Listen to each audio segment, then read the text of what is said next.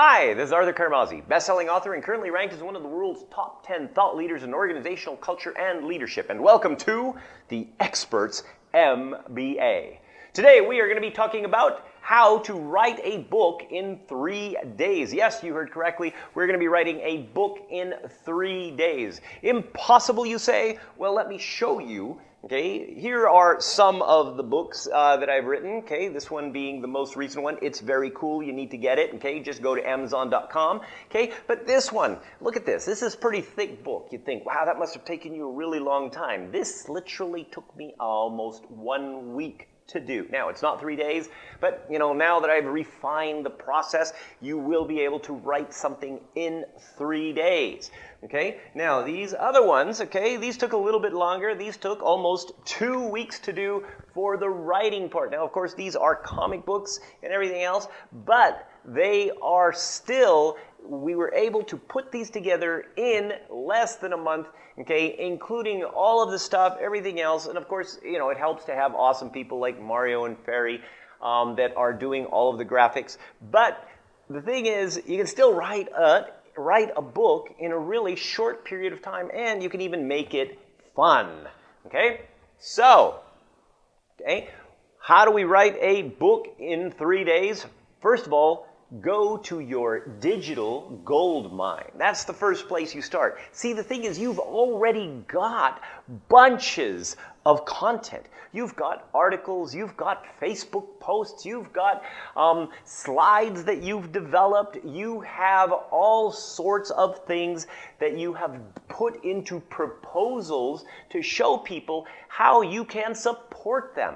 Okay, so all of this stuff that you have is already in digital format. So you don't have to rewrite it. You just have to kind of organize it. And that basically is what we're going to do in day one. So after you compile all of your stuff, day one of writing your book in 3 days is all about organize and restructure. So you're organizing everything. You're taking all the little bits and pieces and everything else.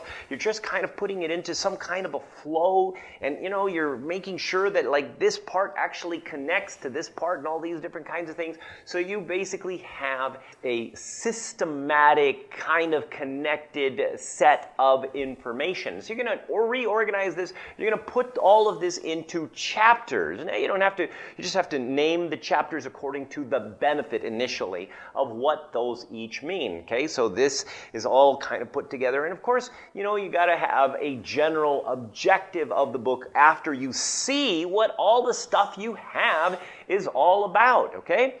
So, day number 2 is about connect and relate. So this is where you actually take all of this stuff and you connect it. You write a story, you write additional information to kind of connect it, to make it seamless. Okay? All of this is the actual writing day of where you take all the stuff that you currently have and you put it into a real kind of setup where it makes sense as you read the entire chapter or the entire book. Okay, remember, each chapter should have at least one part of achieving something. But remember, each chapter is kind of like a mini book in itself.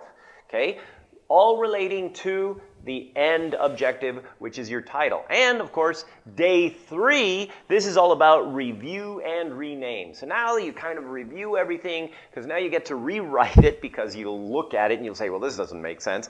Okay, and you get to look at all of the different titles of your chapters and say, well, okay, I want to make this more exciting rather than just what it's about, right? So you got to, come up with some cool names that induce curiosity, like, oh, what is that all about, right? For example, like in this book, The Architects of Extraordinary Team Culture, this one is 5 secrets hidden in the ancient pyramids. Now, why is it hidden in the ancient pyramids? Because this is all about a story that kind of connects ancient Egypt, and it's got all of the psychology behind how the ancient Egyptians, built the pyramids at Giza, which are still standing 4,500 years later, and did it with highly motivated teams, and there's a whole bunch of history that kind of goes with that. So the curiosity element is very important. And then you kind of revise your title. You look at it, you connect with people on Facebook, everywhere else, okay, and say, hey, what do you think about these different titles? And then, of course, you get somebody to do some artwork for you, and you get people to say, hey, well, okay, I like this artwork, I like this artwork. Don't get discouraged if everybody likes different stuff. Okay, at the end of the day, some things might end up being a little bit better than the others, but you know, different people have different preferences, and you're never going to be able to please everybody. So just pick the ones that seem to be the highest on the bell curve, and of course, make sure it's in line with what you like. So, okay, remember that if you like more about how to develop your business as a speaker, trainer, or coach, go ahead and go to experts.mba/TV. You'll be able to find all of the different Expert MBA videos there. And until next time, this is Arthur Carmazzi wishing you great success.